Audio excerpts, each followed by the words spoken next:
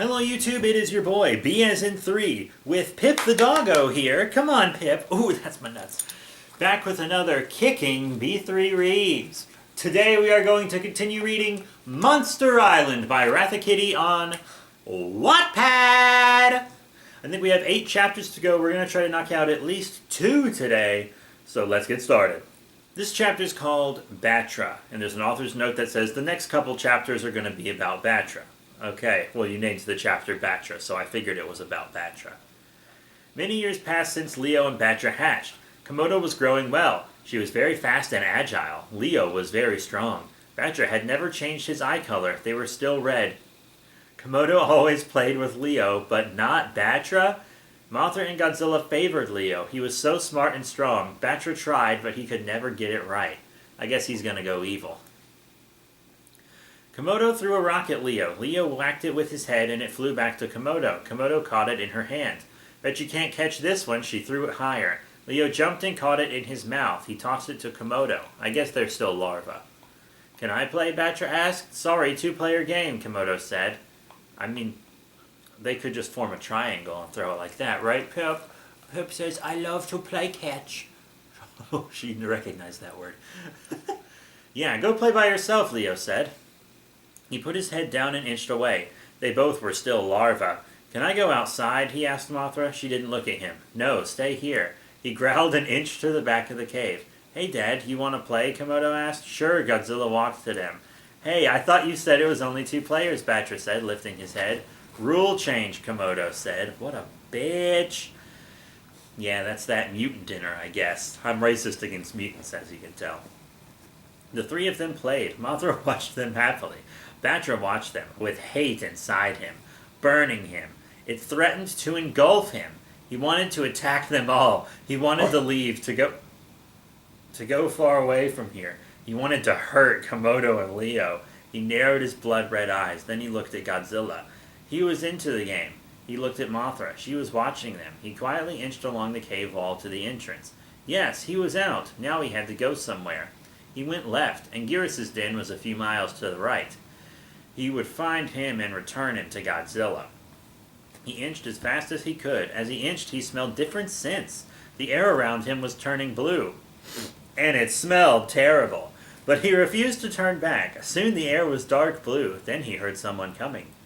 It stood in front of him, his odd-looking feet a few inches from his face. The monster had blades for hands. Batra wanted to run. This is probably Gigan. Again. You know, that's what I guess. Who are you? Even his voice sounded strange. But Batra, please move. I'm running away. I'm going to live here. Well, Batra, now's not the best time to move in. King Ghidorah just took over here. This used to be the mutants' territory. Who are your parents? Mothra and Godzilla, he said quietly. Godzilla, you are not welcome here. He lifted his blade, about to slice him in half. Gigan! A loud voice shook the air. Gigan flinched and shrunk back. I'm sorry, Master. He's the son of Godzilla. The other creature landed. He had 3 heads, huge wings, and had golden scales. Why were you going to kill this monster? I didn't order you to do it. I'm sorry, Master. He's the son of Godzilla. Leave, Gigan. Let me talk to the larva. And then they don't close their quotations. He nodded. Yes, Master. He ran away, leaving Batra with the creature. Now, what is your name? Batra. Who are your parents? Mothra and Godzilla, he said shyly. You are the second twin, aren't you? How do you know? Everyone knows Mothra and Godzilla have twins. They also have a daughter that isn't Mothra's. She's Biollante. Komodo? Komodothrax. Yes, it's Komodo for short. Ah, I knew you were the second twin because you were running away. Why would that make me the second twin? The first twin gets to be the queen or king when it grows up. The second gets nothing, just bullied. Yeah, I was bullied, by everyone. Maybe a little bullied, but I'd say more neglected, almost. I was the second twin, too, but instead of running away, I killed my twin and my parents, then I became king. Batra gasped. I could never kill Leo. He's too strong, and I can help you with that. You can? Ghidorah's being pretty smart, you know. He gets the son of Godzilla on his side. Naughty, naughty! Yes, by the way, my name is King Ghidorah, but you can call me Ghidorah. How can you help me? Will you come back to the alien territory with me? Sure. Didn't his parents teach him not to go away with strangers? God damn. Let's go. He flapped his wings and picked up Batra with his talons. Batra was scared at first, but then liked flying. Then they flew over the Earth Defender's territory. They flew over Godzilla's cave. Batra chirped and wrapped his tail around Ghidorah. Don't worry, he won't find you, Ghidorah said. After hours of flying, Ghidorah landed in front of a cave made of crystal. We're here. Batra gasped and inched his way into the crystal cave. It was beautiful. He stopped at a pool. It was a beautiful green-blue. Ghidorah stopped behind him. This is the crystal pool. If you look hard enough, you can see the past of whoever you're thinking of. Batra was curious about Ghidorah, so he thought about him and stared into the pool. Ghidorah saw this and whispered a spell. Ooh! The water around Batra turned dark purple, almost black. It bubbled and a few tiny whirlpools formed. Batra began to worry. Was this supposed to happen? Ghidorah hissed, finishing his spell. Then Batra began to feel himself being pulled in. The water sucked him in. When he was fully underwater, he began to spin. Then the water thrust him up and threw him into Ghidorah. The water turned back into a green-blue color, like nothing happened. Batra fought for breath and looked up at Ghidorah. Was that supposed to happen? No. Think of someone different. That would immediately make me suspicious. What he should have done was used a spell to change what Batra saw, so that Batra would think he was more benevolent than he actually is. He thought of Mothra. He looked into the pool. He saw a larva. It must be Mothra, he thought. This is Mothra's story, a short version. Thanks for that author's note. The larva moth inched to her mother. Mother! Yes, dear? When's Daddy going to come back? She asked, excitement in her voice. Her mother smiled. He'll be home soon, dear. Go play outside. Mothra played outside, then a moth with tough gray skin flew to her. Daddy, she exclaimed. He flew over to her. How's my Mothra? He asked. Great, come on, let's play a game. They played till the sun set. Weeks passed. He came home every day at the same time and played with Mothra. Except for one day. Mothra waited for hours, but he never came. She inched her way inside. Her mother looked distraught. I'm getting the feeling that Ghidorah killed these moths. Their parents have been dead for a while. I'm getting the feeling Ghidorah killed them, and that's one of the big things he wanted to hide. She looked at her eyes filled with tears. Daddy's not coming back, she said, tears spilling from her eyes. No, I don't believe it. Mothra turned and went back outside. She started down the path he normally took. The sun set. He wasn't there. The moon rose. He wasn't there. The sky lightened. He wasn't there. The sun rose. He wasn't there. The rain poured. He wasn't there. The snow fell. He wasn't there. The sleet fell. He wasn't there. The ice melted. He wasn't there. The flowers grew. This is going on for too long, okay? It was good at the beginning, but now it's just going on too long. The sun set. He wasn't there. The moon rose. He was never coming back. Years passed. Her mother became very ill. Mothra never left her side. The full moon rose and they slept next to each other. The dawn came. Mothra awoke. Her mother was still sleeping. She stayed by her side. The sun set. The moon rose. The dawn came. She hadn't opened her eyes. She still stayed by her side. The snow came. The sleet came. The ice melted. The flowers grew. The same damn thing. The sun set. The moon rose. Her mother decayed. Mothra is about 4 years older than Godzilla. Thanks for that author's note. Mothra slept alone in her den. The air became thick and hot, like my cock. Black snow fell. She inched out of the den. Mount Godzilla was erupting. Monsters screamed and roared and ran in all directions. She watched as the queen climbed up the volcano and jumped into it. Mothra watched the volcano erupt, her eyes filled with grief. Not for the dead queen, but for herself, her parents. She inched to the back of the cave, hoping death would come soon. She closed her eyes. She saw 2 figures. Don't give up, Mothra. It was her mother. Keep trying. Her father was there too. Mother? Father? She asked. Live to fight another day, her mother said.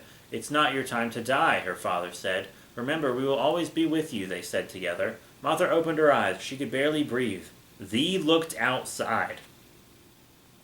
Ash covered the ground. Lava poured from the volcano close to her den. She left. She left the bones of her mother. She left the spirit of her father. She swam to the Earth Defender's territory. She looked back once and watched her den be engulfed by lava.